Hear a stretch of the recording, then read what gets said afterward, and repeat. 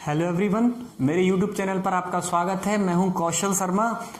मैंने ranking chapter के first एक वीडियो में शॉर्ट वीडियो था 8 मिनट का, 8 से 9 मिनट का, तो उसमें मैंने बेस अच्छा करा दिया था, बेस कंप्लीट करा दिया था रैंकिंग का। वो क्या बेस था, एक बार फिर से जल्दी जल्दी रिवाइज फास्ट रिवीजन कर लेते हैं। बेस ये था कि अगर हमको किसी भी व्यक्ति का, एक व्यक्ति का बाएं से स्थान दिया है, दाएं से स्थान दिया है, तो टोटल व्यक्ति कैसे निकालते थे, उन दोनों को जोड़ के एक माइनस कर देते थे। फॉर्मूला क्या था, फॉर्मूला जल्दी से रिवाइज कर लेते हैं। टोटल यानी व्यक्ति निकालने का तरीका क्या था, लेफ्ट प्लस राइट माइनस 1।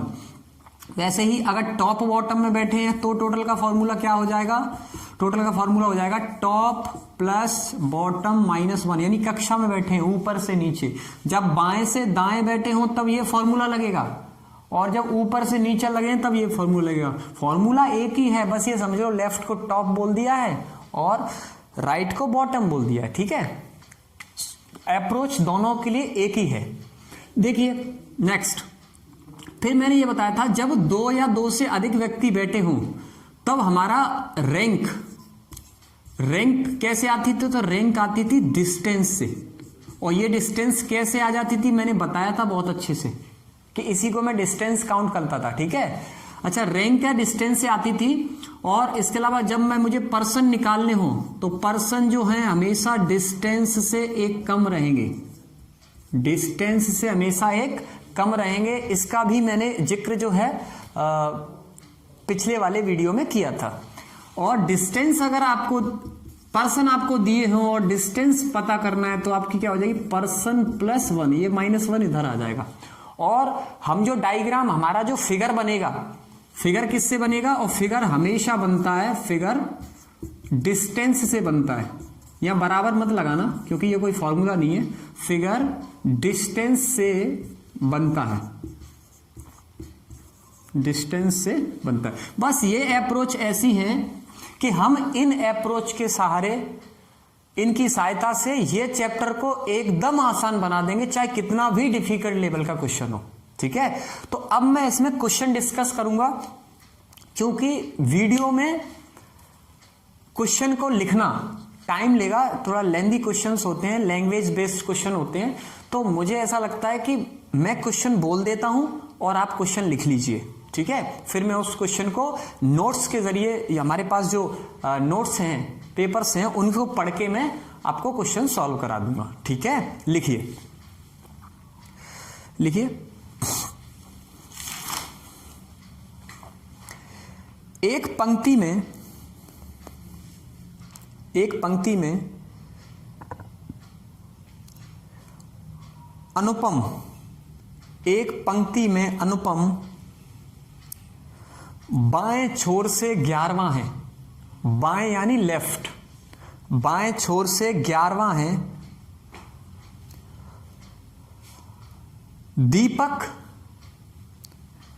दाएं छोर से 13वां है, दीपक दाएं छोर से 13वां है। दीपक अनुपम के बाएं हैं, बाएं यानी लेफ्ट, दीपक अनुपम के बाएं हैं।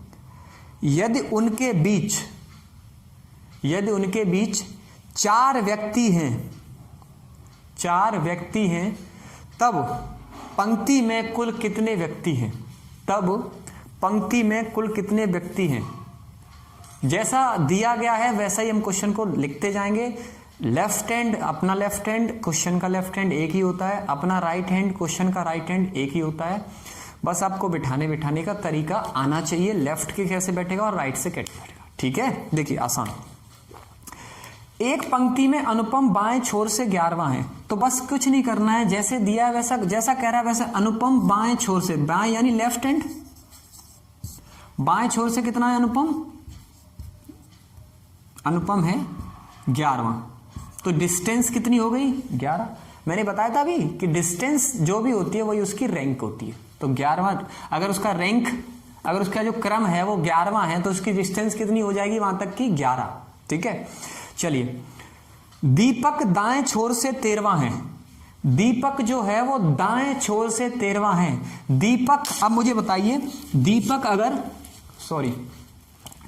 अगर दाएं छोर से 13वां है तो दीपक यहां भी बैठ सकता है, इस साइड भी बैठ सकता है, और इसकी दूसरी पॉसिबिलिटी ये भी तो हो सकती है, ये वाली, कि अनुपम इधर से 11वें पे है बाएं से, तो जो दीपक है वो इधर भी बैठ सकता है।